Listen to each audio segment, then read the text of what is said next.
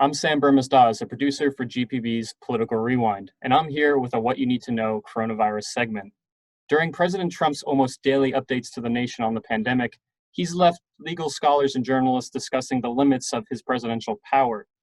In a recent press briefing, for instance, he said he calls the shots about when states can reopen, and that his, quote, authority is total. You can look at constitutionally, you could look at federalism, you can look at it any different way. John, the fact that I don't want to exert my power is much different. We have the power. Does the federal government have the power? The federal government has absolute power. It has the power. As to whether or not I'll use that power, we'll see. Trump did walk back those comments, but that moment did raise questions about the extent of presidential power over the states, especially in crisis. For some answers, we turn to Kenneth C. Davis, a historian and author. He wrote the Don't Know Much About series, which includes Don't Know Much About the Presidents. And he's written Strongman, The Rise of Five Dictators and the Fall of Democracy, which comes out in the fall. Kenneth joins us from New York. Hi, Ken. Good morning, Sam. Glad to talk to you. Thanks for having me. So, Ken, does the president have, quote, total authority over the states in situations like these? That's not what this says. I have a copy of the Constitution here, and while the president has very significant powers, he does not have total authority.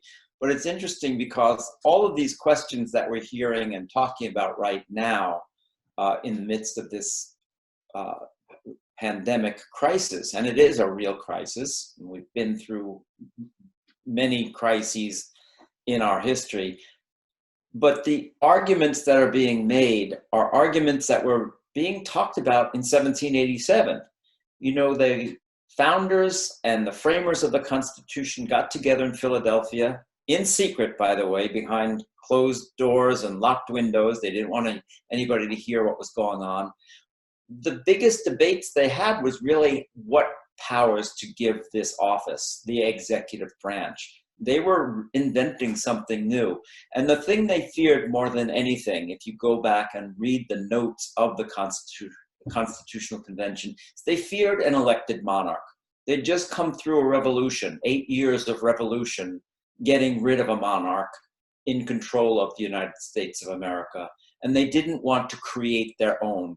And one of the things that they feared more than anything else, because they knew that the history of republics, going back to ancient Rome, was often that a strong man, like a Julius Caesar, would come along and take down a republic, especially if he had an army at his side.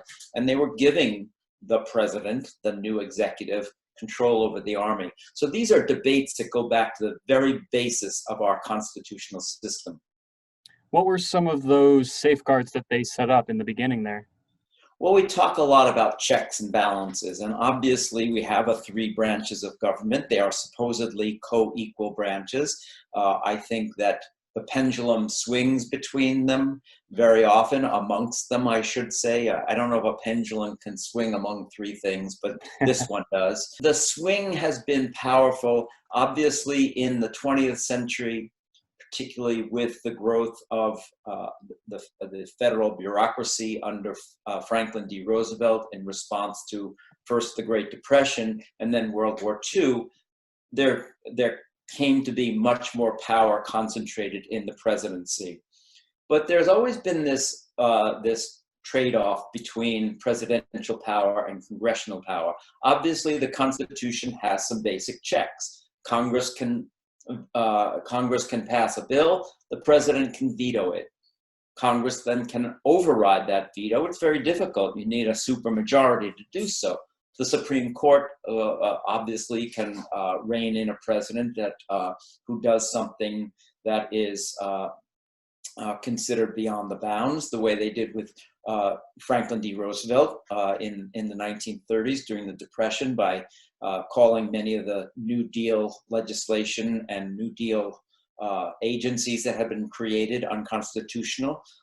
During Richard Nixon's era, they, of course, issued the Pentagon Papers ruling and then the Watergate tapes ruling that were very powerful repudiations of a president's power. So there's always been the tension between the three branches of government. But the president still, in modern times, still has an awful lot of power at his jurisdiction, especially in the time of an emergency as we are in right now, a true emergency. The president recently has signed the Defense Production Act, which allows him to nationalize some industries. How has that act been used in the past? And I don't know, and how does that compare to how this current president is using it? Well, it's interesting, of course, when we think about it, the Defense Act really was, again, a wartime act, and it was during Truman's era.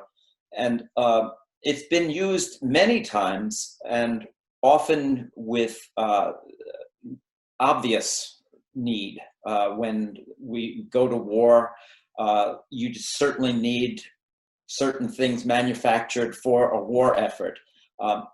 In this case right now, we're having a tremendous amount of dispute over this because it seems that the president does have the authority under that Wartime Production Act to get more production of some of the things that people are desperately asking for on the state level that they don't have the authority or the power or the ability to produce, whether it's masks or ventilators or any of a number of other items. The president seems to have been reluctant so far to press that issue, and it's odd because this is a president who seems quite at home with and comfortable with the idea of using all of the powers that he has or even thinks he has to do certain things, yet does not seem to be taking this very immediate step to demand production of some things that are clearly needed in the states if they are going to respond to this very, very urgent crisis. By the way, in 102 years ago, we had a pandemic. It was called the Spanish flu pandemic, the Spanish influenza. I've written a book about it called More Deadly Than War. And 2% of the population, 2% of the people who got sick died. And that was 675,000 Americans in about the space of a year. If we had a mortality rate of 2% with this current virus, we'd be talking about many, many more people dying, millions of people. So the lessons from 1918 for us today and for the president, I think, are very powerful. And that's one of the reasons it's so important to understand this history. During that crisis, the president did very, very little to deal with, and that was President Wilson, to deal with the pandemic crisis because the nation was at war. And he was really single-minded about getting men and troops and ships and guns and tanks to the battlefields, and really left the pandemic to take care of itself. There was no federal government reaction other than Congress authorizing some money that the states could spend. But this is a very clear case of a president who also didn't seize the public health issue as important as the war effort in 1918.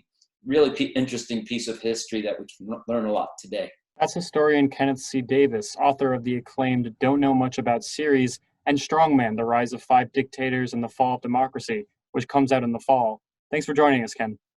It's my pleasure. Thanks for having me. For more on GPB's coverage on COVID-19, you can visit gpb.org/virus.